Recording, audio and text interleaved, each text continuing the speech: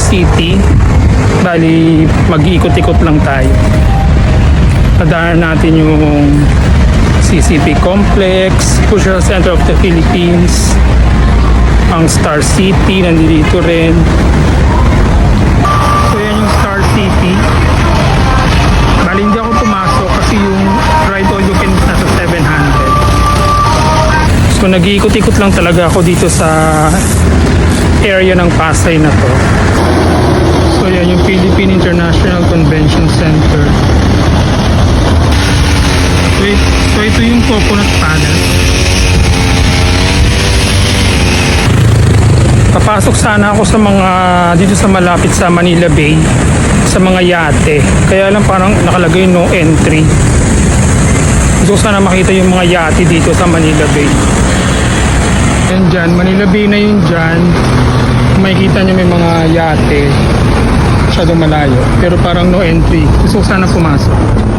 Ayan na, merong yacht rentals. Tapos meron din Ingo's Grill dito sa side na to.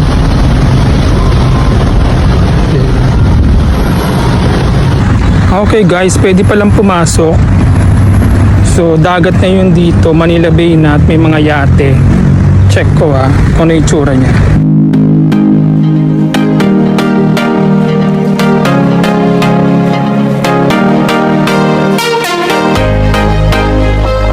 Dito nga sa parting ito ng Manila Bay, natanaw ko na yung mga nakadaong na yate.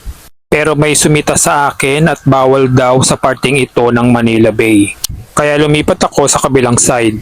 Welcome to Harbor Square.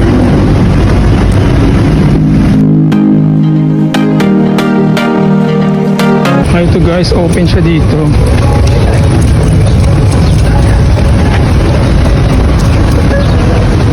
So nasa Harbor Square tayo. So ito guys.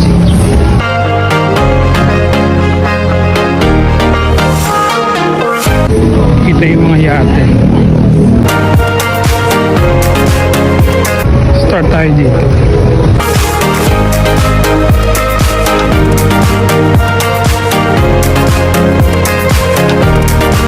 So napakita ko sa inyo yung harbor.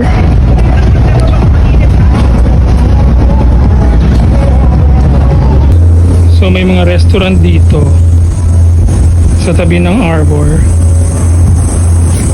Diba?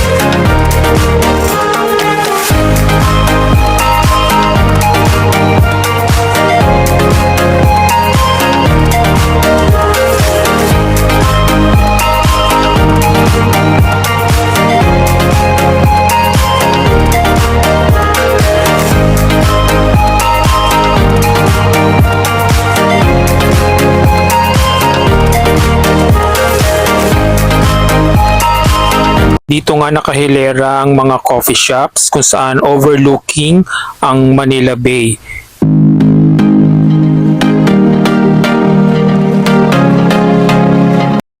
Itong isa nga merong taas na masarap tambayan. Kung nandito lang si Madam Dolbich, yan makikita may coffee shop, magugustuhan niya dito. Sarap tumambay dyan.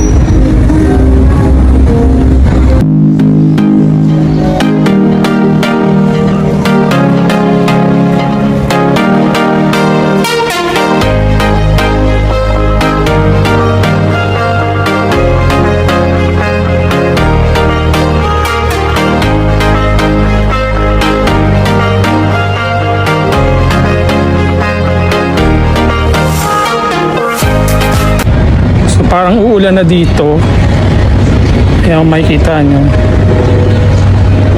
medyo madilim na yung mga ulap.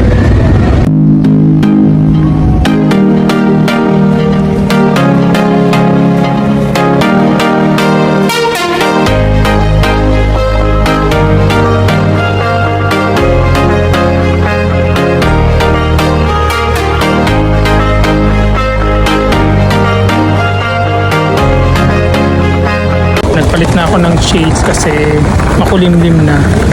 So magandang tambayan talaga dito. Pero na pagdating sa hapon. So pagdating nga ng hapon, nagdatingan na yung mga tao. Mga pamilya, mga batang naglalaro, mga nagbabike. At nandyan din yung mga tumatambay lang para makita ang sunset ng Manila Bay. Nandyan din ang mga nagdi-date. Uwi na tayo kasi baka maabutan tayo ng ulan.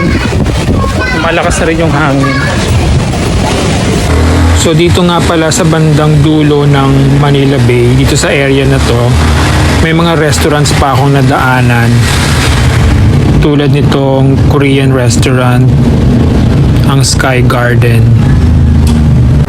Ang Vine Patio kung saan pwede mag-inuman ang mga magbabarkada.